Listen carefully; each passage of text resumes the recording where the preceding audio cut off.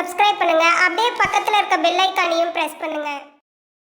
சிம்ம ராசி அன்பர்களுக்கு வைகாசி மாத பொது பலன் காணலாம். வைகாசி மாதம் 1ஆம் தேதி சந்திரனும் செவ்வாயும் பரிவர்த்தனை யோகம்.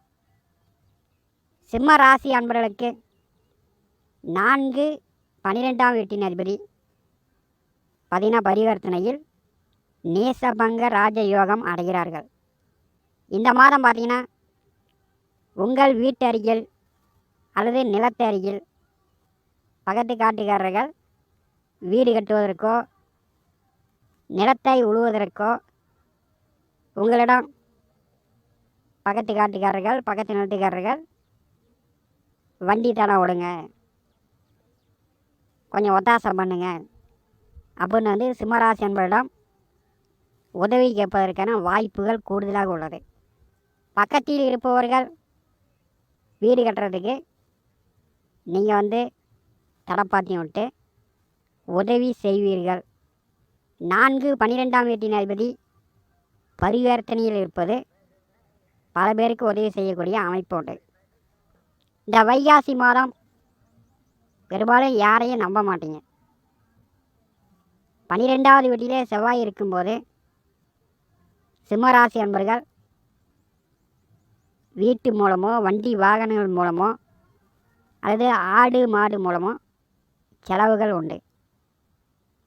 12ஆவது வீட்டிலே செவ்வாய் இருக்கும்போது தாயாருக்கோ அல்லது தந்தைக்கோ சளி காய்ச்சல் இருமல் இந்த மாதிரியான சிறு சிறு உடல் ஆரோக்கிய தொந்தரவுகள் ஏற்படும், மருத்துவம் பார்க்க வேண்டும்.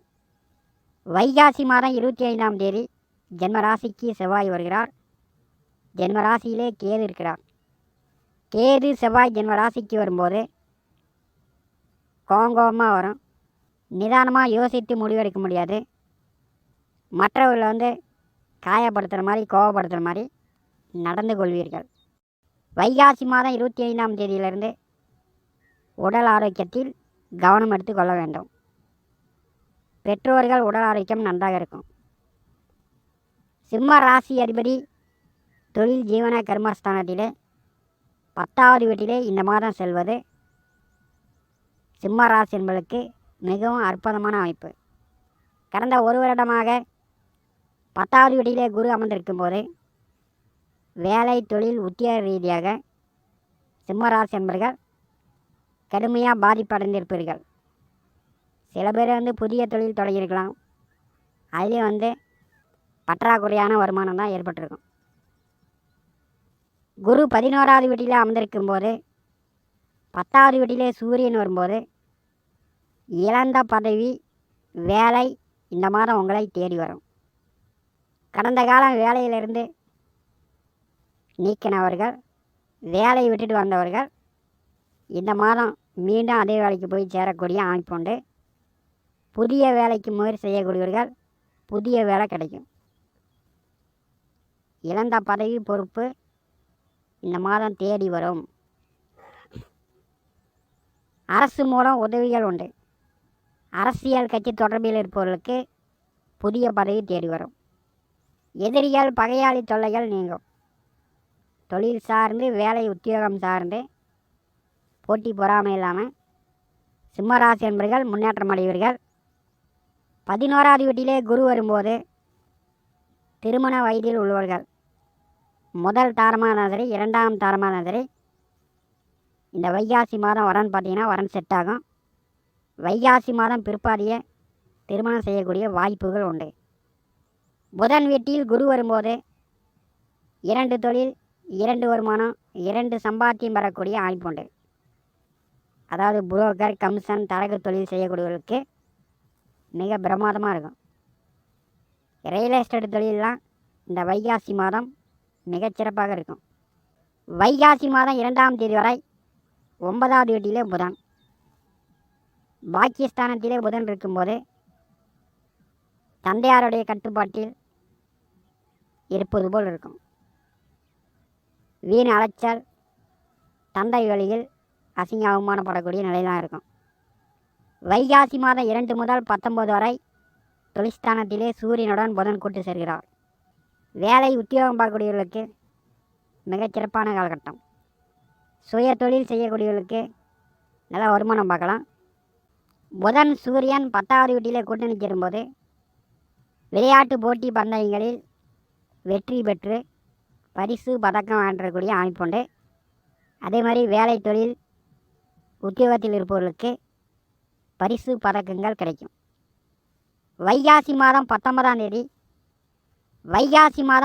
தேதி மிதுன ராசியில் புதன் ஆட்சி பலம் பெறுகிறார். புதன் குரு கூட்டணி 11ஆம் இடம் மிக பலமாக இருக்கும்போது வைகாசி மாதம் 19ஆம் தேதிக்கு பிறகு 2ஆம் தர வரன் பார்த்து கொண்டிருப்பவர்களுக்கு 2ஆம் தர வரன் செட் ஆகும். மறுமணம் அமையும். கூட்டாளிகள் மூலம் நண்பர்கள் மூலம் கூட்டாக தொழில் தொடங்குவதற்கு வாய்ப்புண்டு. வைகாசி மாதம் 19 பிறகு கம்சன் தரகு புரோகர் தொழில் செய்யக்கூடியவர்களுக்கு நல்ல முன்னேற்றமான காலமாக இருக்கும். வைகாசி 19லேருந்து மாதம் பிற்பாதி சிம்மராசிக்கு அதிக லாபங்களை கொடுக்கும். சிம்மராசிக்கு 8வது வீட்டிலே சுக்கிரன் 3 10ஆம் வீட்டின் அதிபதி உச்ச நிலையில் 8வது வீட்டிலே இருக்கிறார். சுக்கிர பகவானுக்கு கோச்சாரத்தில் 8ஆம் இடம் அதிர்ஷ்டகரமான ஒன்று. எதிர்பாராத திடீர் அதிர்ஷ்டங்களை சுக்கிர பகவான் வைகாசி 17க்குள் சிம்மராசி என்பதற்கு கொடுப்பார். கணவன் மனைவிக்குள் நல்ல அந்யோன்யம் பிரியம் ஒற்றுமை உண்டு. தங்க நகை வெள்ளி நகை வாங்கிறதுக்கு வாய்ப்புண்டு. வைகாசி மாதம் 17ஆம் தேதி பாக்கியஸ்தானத்திற்கு மேச ராசிக்கு சுக்கிரன் வருகிறார். ஏராளமான பொருள் வரவு உண்டு. வேலை தொழில் உத்தியோகம் மிகச்சிறப்பாக இருக்கும். விவசாயத்தில் பூஞ்செடி வைத்து பூ எடுத்து கொண்டிருப்பவர்களுக்கு அதிக மகசூல் பணம் சம்பாதிக்கலாம். பால் மகசூல் கூடும். 9வது வீட்டிலே சுக்கிரன் வரும்போது தந்தையார் உடல் ஆரோக்கியம் நன்றாக இருக்கும். தந்தை வழி உதவிகள் சிம்மராசி என்பதற்கு கிடைக்கும். பக்கத்தில் இருப்பவர்களிடம் பக்கத்து நிலத்துக்காரர்களிடம் நீங்கள் தான தர்மம் உதவிகள் செய்யக்கூடிய அமைப்பு இந்த மாதம் சிம்மராசி என்பதற்கு மிக சிறப்பாக இருக்கிறது. ராசிக்கு 7வது வீட்டிலே சனி ராகு கூட்டணி கலத்தரஸ்தானத்திலே 2 பாவிகள் அமர்ந்திருக்கும் போது கல்யாணமானவர்கள் வாழ்க்கை துணையிடம் அனுசரித்து விட்டு கொடுத்து செல்ல வேண்டும். கூட்டாக தொழில் வேலை வியாபாரம் செய்து கொண்டிருப்பவர்கள் கணக்கு வழக்கு சரியாக பார்த்துக்கணும். கூட்டு தொழில் செய்யக்கூடியவர்கள் இந்த காலகட்டத்தில் தனியாக பிரிந்து போகக்கூடிய வாய்ப்பு உண்டு. இந்த வைகாசி மாதமே கூட ஏற்படும். 7வது வீட்டிலே சனி ராகு கூட்டணி சேரும்போது அந்நிய மத இன ஜாதி வழியில் திருமணம் ஏராளமாக நடக்கும். சிம்மராசி என்பதற்கு இந்த வைகாசி மாதமே அந்நிய மதத்தில் மொழி பேசக்கூடிய வழியில் ஜாதி வழியில் அதிக திருமணம் நடக்கும். 7வது வீட்டை குருபகவான் பாரி செய்யும்போது விரய செலவு நோய் நொடி மருத்துவ செலவு சிம்மராசி என்பதற்கு இந்த வைகாசி மாதமே குறையும். வைகாசி மாதம் சூரியன் புதன் சுக்கிரன் குரு நல்ல நிலையில் இருக்கும்போது சிம்மராசி என்பவர்கள் கடந்த கால பிரச்சனையிலிருந்து இந்த வைகாசி மாதம் மீண்டு வந்துடுவீங்க.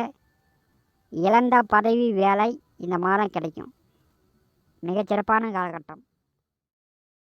மேலும் தகவலுக்கு எங்கள் சேனலை மறக்காமல் சப்ஸ்கிரைப் பண்ணுங்கள். நன்றி.